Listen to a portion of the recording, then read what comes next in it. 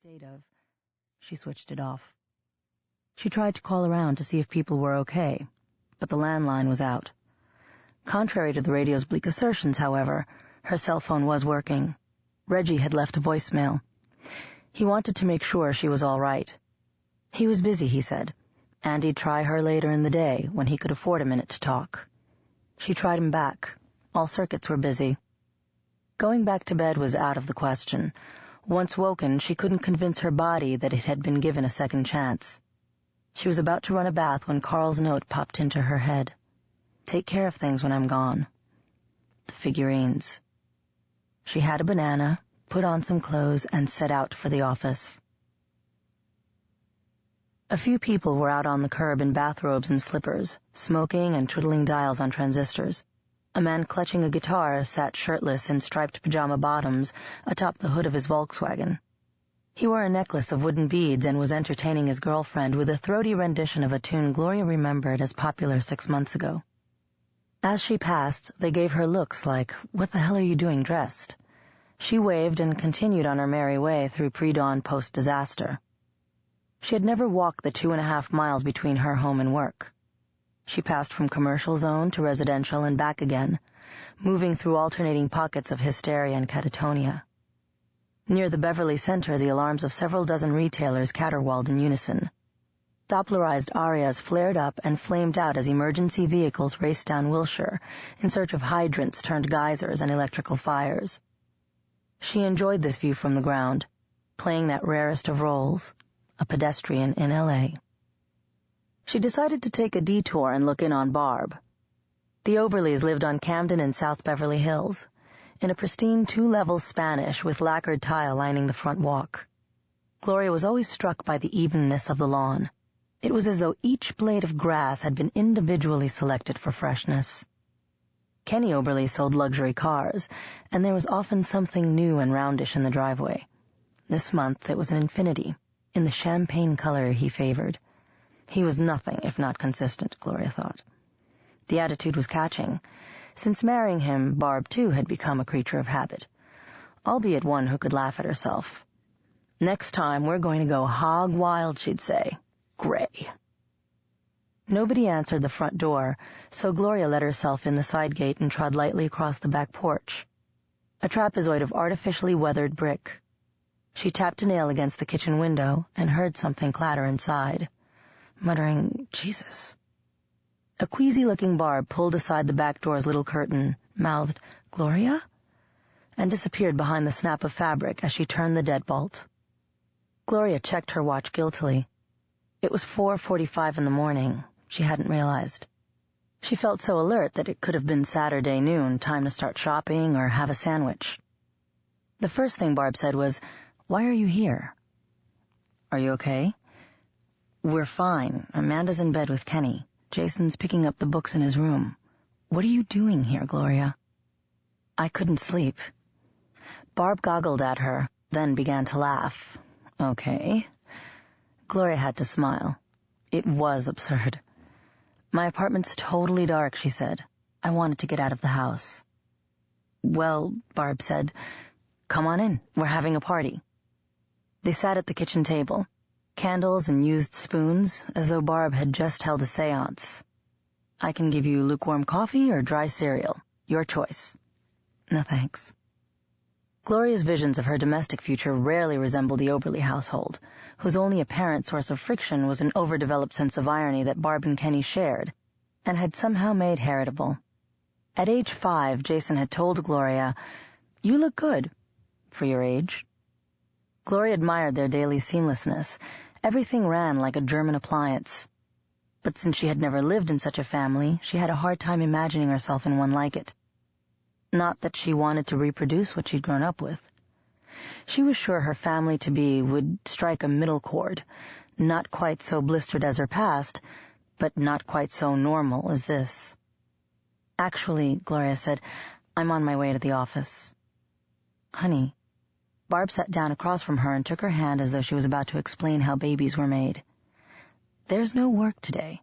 We just had an earthquake." "I know." And even if there hadn't been an earthquake, you couldn't go to work because it's 5 in the morning. I know, Barb.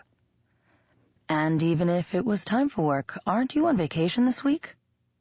I'm going in to make sure everything's okay. Carl's figurines... Barb's smirk sufficed to reply. He loves them, Gloria said. If they're broken... And look, the place is probably a disaster. That's what happens during a natural disaster. Things look like a disaster. I've got nothing better to do, Gloria said. Barb shrugged. You should be the president. Of the company? Of the United States. There's nobody else in the city going to work right now. We could use that sort of dedication in our elected leadership. It's important. To Carl. I bet. Gloria supposed Barb's intentions were good.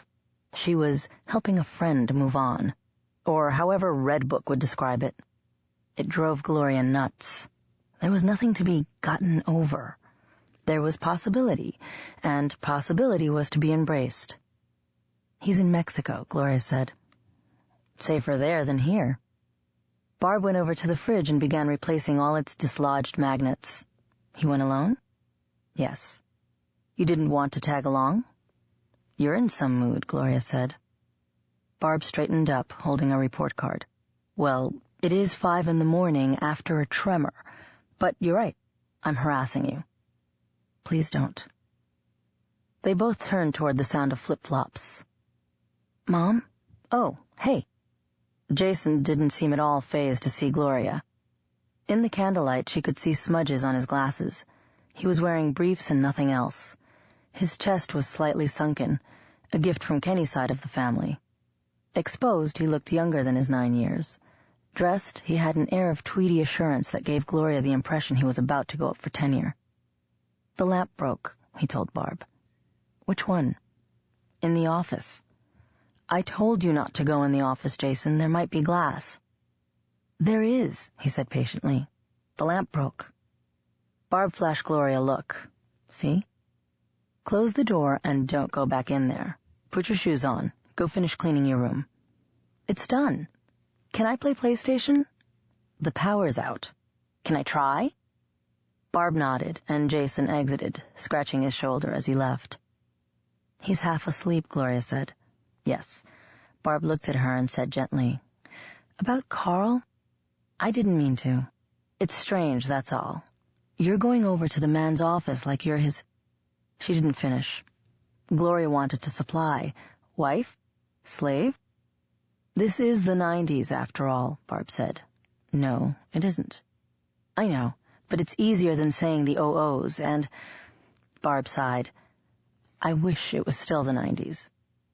I don't see what that has to do with my going over to the office. You can get a date. You don't have to run around like his... he's old enough to be... Barb. Go online, or... Kenny's got friends. I'm leaving now. Barb escorted her through the backyard. They could hear sirens and helicopters, but everything else, everything organic, had run for cover. There were no crickets, no birds, no rustling leaves. A floodlight at the side of the house came on. Its cold rays stood Gloria's hair on end. Don't go in if the building looks unsafe, said Barb. I'll call you soon, Gloria said. As the gate closed behind her, she felt cut adrift, alone in the dizzy dance of a city staggering to right itself. For a moment she considered going home. The office could wait. The night was sinister and humid with God knew what mayhem. Looters? Prowling gangs of rapists? Silly, she thought.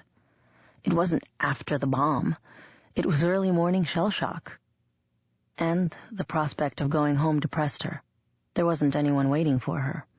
No son asking childish questions, no husband shushing a frightened girl in the other room. At least at work she could surround herself with tasks. Along Charlieville she could hear the creak of her sneakers. At Lapeer, Olympic Boulevard was deserted for miles in either direction.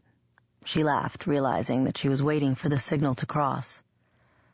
Nasty cracks in the exterior stucco made her hesitant to enter the complex where Caper Co. kept 2 rooms. She strolled around the perimeter of the building, observing broken windows on the 3rd floor directly above their suite. The parking overhang had shed berry-sized chunks of plaster. Otherwise, it looked okay.